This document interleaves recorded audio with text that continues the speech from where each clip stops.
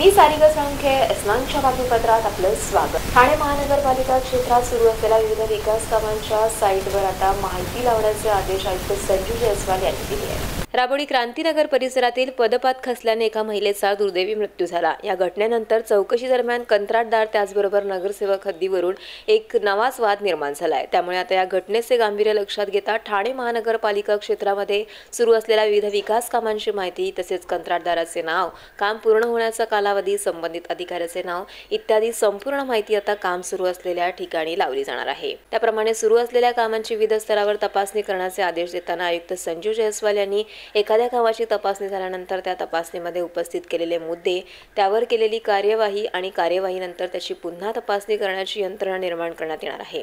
तसेच केलेल्या कामांचे जिओ टॅगिंग झाल्यानंतर लेखा व वित्त विभागाने संबंधित कामाचे देयक अदा करावे अशी सूचनाही त्यांनी दिली आहे। एका बैठकीदरम्यान हे आदेश देण्यात आले। Sarika Salunkhe, S9 news, Thane. श्री गौरीशंकर सिद्धिविनायक मंदिरामध्ये मागी गणेशोत्सव जन्मोत्सव धार्मिक उपक्रम राबवित मोठ्या उत्साहात साजरा केला जातोय। बालगोपाळ विश्वस्त संस्थेच्या वतीने श्री गौरीशंकर सिद्धिविनायक मंदिरामध्ये श्री गणेश जन्मोत्सव सोहळा साजरा करण्यात आला। यावेळी गणेश मंदिरामध्ये श्री गणेश याग घालण्यात आला, तर होम हवन मंत्रोपचाराचे विधिवत पठण करीत हा यज्ञ येथे संपन्न झाला। परिसरातील भाविकांनी दर्शनाकरिता मंदिरात मोठ्या प्रमाणात गर्दी केली होती, तर गणेशाच्या चरणी दुर्वा आणि लाल फुले अर्पण करीत मोदकांचा नैवेद्यही दाखवण्यात आला।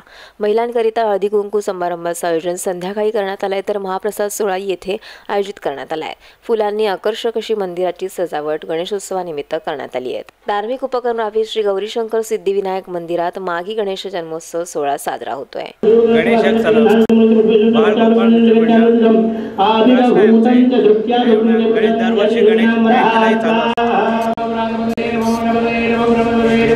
भंडाराचा कार्यक्रम होतो, जवळ 7,000 ते 8,000 लोकांचे होते। भाविक भरपूर येतात।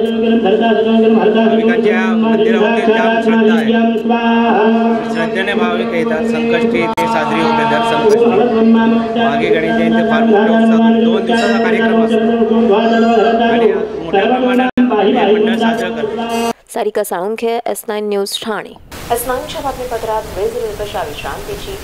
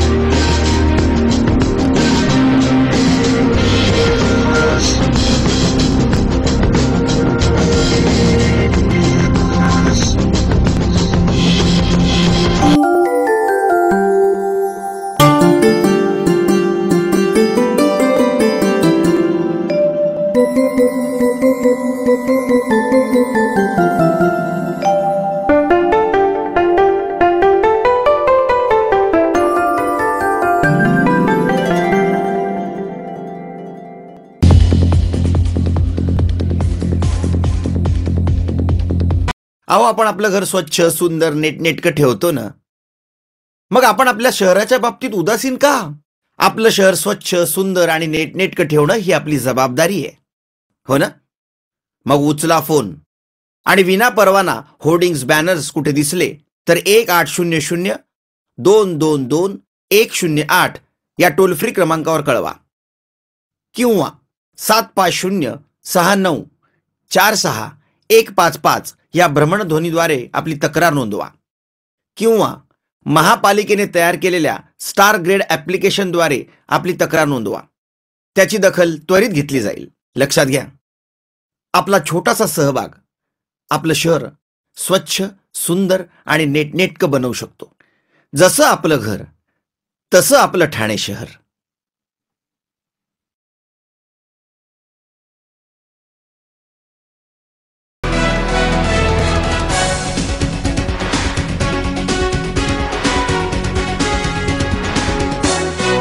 S9च्या बातमीपत्रात आपलं स्वागत। यंदा व्हॅलेंटाईन डे हा रविवारी आल्याने अनेक प्रेमी युगुलांनी या आठवड्याभरात विवाहबद्ध होण्याची संधी साधली आहे। फेब्रुवारी महिना म्हटला की तरुण तरुणींना वेध लागतात ते प्रेमाच्या दिवसाचे। अर्थातच 14 फेब्रुवारी हा व्हॅलेंटाईन डे। व्हॅलेंटाईन डे हा प्रेमी युगुलांसाठी अतिशय महत्त्वाचा तसेच आनंदाचा दिवस आहे। या दिवशी कित्येक जण आपल्या प्रेमाप्रतीच्या भावना आपल्या प्रिय व्यक्तीकडे व्यतीत करण्याचा प्रयत्न करतात, तर काही जण विवाह बंधनात बद्ध होण्यास उत्सुक असतात। यंदा 14 फेब्रुवारीला रविवार आल्याने विवाह नोंदणी कार्यालय बंद राहणार आहे। त्यामुळे 14 फेब्रुवारीला रजिस्टर पद्धतीने विवाहबद्ध होण्याची अनेकांची संधी चुकली आहे। त्यामुळे 10 ते 20 फेब्रुवारीपर्यंत अनेकांनी विवाह बंधनाचा मुहूर्त रजिस्टर पद्धतीने साधलाय। 11 ते 20 फेब्रुवारी दरम्यान दररोज 18 ते 20 जणांनी विवाहासाठी नोंद केल्याची माहिती विवाह नोंदणी कार्यालयातील अधिकारी भरत जाधव यांनी दिली। तसं सुट्टी आहे, परंतु रोज आता या आठवड्यामध्ये 20 ते 25 लग्न होत आहेत आणि ते लोक सर्व 14 तारखेला व्हॅलेंटाईन डेला सेलिब्रेट करतात। नाही, हा जवळपास संपूर्ण महिनाच जास्त लग्न झालेले, 20 ते 25 लग्न प्रत्येक दिवशी झालेले आहे। Sarika Salunkhe, S9 news, Thane.